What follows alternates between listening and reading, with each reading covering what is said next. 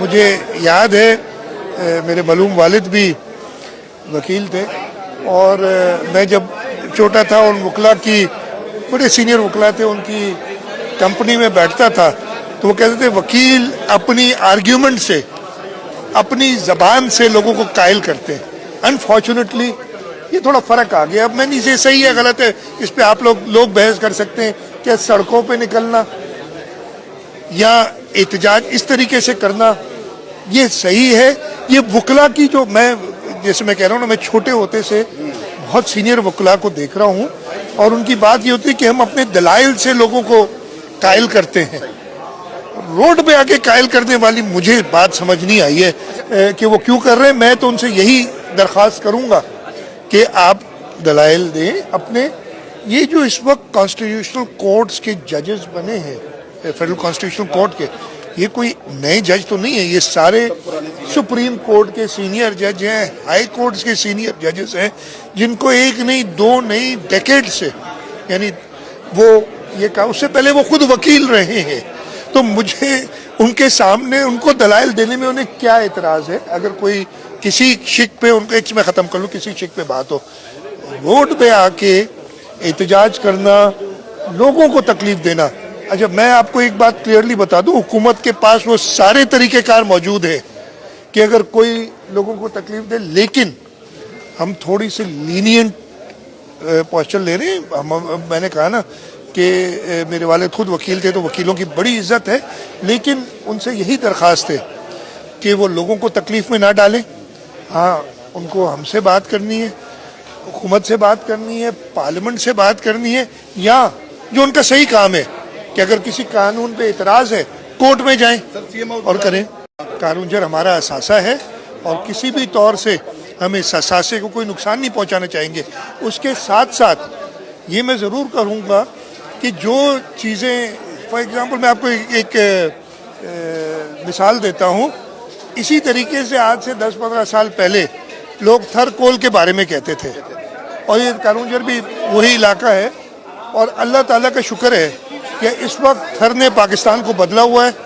जो कोयला हम वहाँ से निकाल रहे हैं, जो लोग समझते थे कि किसी काम का नहीं है, वो सबसे सस्ती बिजली पैदा कर रहा है और इस मुल्क को रोशन कर रहा है। और इंशाल्लाह ताला इस मुल्क का जो फ्यूचर है, इसका मुस्तकबिल है, वो भी इससे वाबस्ता है। इसी तरीके से कानूनजर की जो कदीमी उसका इम्पोर्टेंस है, उसको नज़र में रखते हुए ये अश्योर करते हैं कि सिंध हुकूमत, पाकिस्तान पीपल्स पार्टी की हुकूमत कभी भी उस पर कोई समझौता नहीं करेगी। लेकिन उसके साथ साथ तरक्की की राह में अगर कोई हायल होता है तो उसको हम ज़रूर समझा के, उसकी इम्पोर्टेंस देख के हम उनको भी कायल करेंगे, जैसे हमने थर कोल के लिए कायल किया था लोगों को। देखिए, मैं नहीं कमेंट ज़्यादा करना चाहूँगा, सिर्फ ये कहूँगा पहले केस लेने के लिए तैयार थे तो क्या उस केस लिया हुआ था उन्होंने सिंध हुकूमत का और वो सुप्रीम कोर्ट में काम कर रहे थे, उन्हें आईनी कोर्ट पसंद नहीं आ रही तो उसमें केस में तो कोई खराबी नहीं थी ना। कोर्ट में उनको इतराज़ है, मेरा ख्याल है, मैं तो यही समझाऊँ ना। पहले तो वो हमारा केस लड़ रहे थे और वो सुप्रीम कोर्ट में अपीयर होना चाह रहे थे और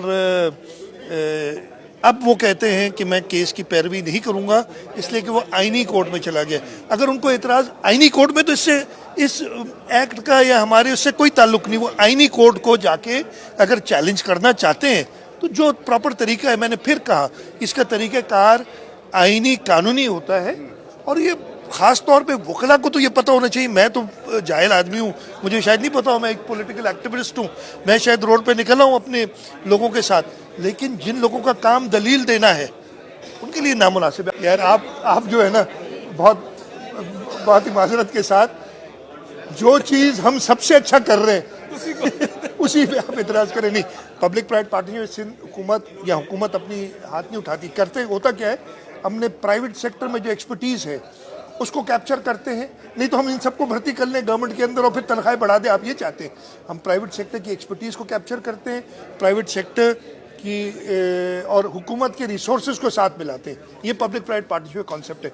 सेकेंडली, हम प्राइवेट इन्वेस्टमेंट चाहते हैं। उससे होता ये है कि 100 रुपये में अगर हम प्राइवेट पब्लिक प्राइवेट पार्टनरशिप में नॉर्मली 20%, 25%, 20% के करीब हम इन्वेस्ट करते हैं, बाकी 80% रेज किया जाता है। तो 100 रुपये में हम 5 प्रोजेक्ट कर सकते हैं और उस पर तो इतराज़ ना करें। जैसे सबसे पहले तो अभी तक वो तरमीम मेरे सामने नहीं है। हमने कुछ डिस्कशंस की हैं, किसी के दबाव में नहीं। हम कानून को बेहतर करने के लिए कानून में देखें, कानून में तरामीम होती रहती हैं और हम मुत्तहिदा कौमी मूवमेंट को साथ लेके चलेंगे। जो भी तरामीम होंगी कोई पार्टियाँ उन्हें भी कन्विंस, और हमारा तरीक़ेकार सिंध असम्बली में ये रहा। इवन वफाक में आपने देखा था चेयरमैन बिलावल भुट्टो जरदारी साहब जब 26वीं तरमीम थी और इवन 27वीं तरमीम पे उन्होंने एक डिस्कशन के लिए माहौल पैदा किया, लोगों के कहा कोई छुप के खामोशी से तरमीम की बात नहीं हुई, तो ये खुलेआम आएगी, कोई ऐसी बात नहीं होगी। प्राइम मिनिस्टर ने सबसे पहले तो अभी तक वो तरमीम मेरे सामने नहीं है। हमने कुछ डिस्कशंस की हैं, किसी के दबाव में नहीं। हम कानून को बेहतर करने के लिए कानून में देखें, कानून में तरामीम होती रहती हैं और हम मुत्तहिदा कौमी मूवमेंट को साथ लेके चलेंगे। जो भी तरामीम होंगी कोई पार्टियाँ उन्हें भी कन्विंस, और हमारा तरीक़ेकार सिंध असम्बली में ये रहा। इवन वफाक में आपने देखा था चेयरमैन बिलावल भुट्टो जरदारी साहब जब 26वीं तरमीम थी और इवन 27वीं तरमीम पे उन्होंने एक डिस्कशन के लिए माहौल पैदा किया, लोगों के कहा कोई छुप के खामोशी से तरमीम की बात नहीं हुई, तो ये खुलेआम आएगी, कोई ऐसी बात नहीं होगी। प्राइम मिनिस्टर ने 27वीं नहीं 27वीं तरमीम देखे, सियासत तो हमेशा होती है, सियासत बुरी चीज़ नहीं होती है। हमने गलत या पार्लियामेंट ने, इसलिए सबसे पहले पार्लियामेंट का ये मैंडेट है कि वो आइन को तरमीम कर सके, और दुनिया भर में आइन और कानून के तरामीम होती रहती हैं। 27वीं तरमीम में मुझे नहीं पता कि उनको इतराज़ ज़्यादा किस चीज़ पे किस चीज़ पे है।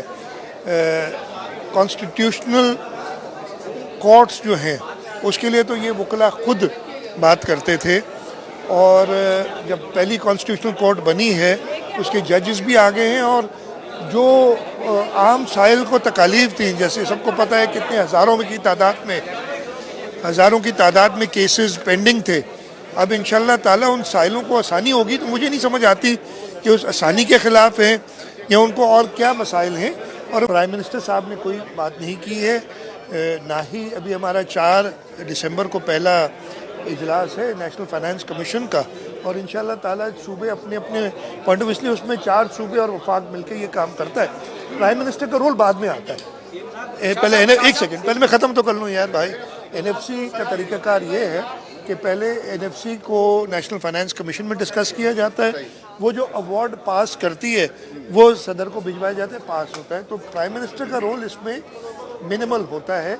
इस हिसाब से प्राइम मिनिस्टर से गाइडेंस ज़रूर लेते हैं, हम अपनी पार्टी लीडरशिप से भी गाइडेंस लेते हैं, हम जो इस मामले में महारत रखते हैं उन सब से गाइडेंस लेते हैं। फैसला नेशनल फाइनेंस कमीशन करेगा। देखिए, मैं तो हमेशा तैयार हूँ, जिसको आने CMO ज़रूर आ सकता है, लेकिन इस तरीके से नहीं जिस तरीके से आना चाहिए।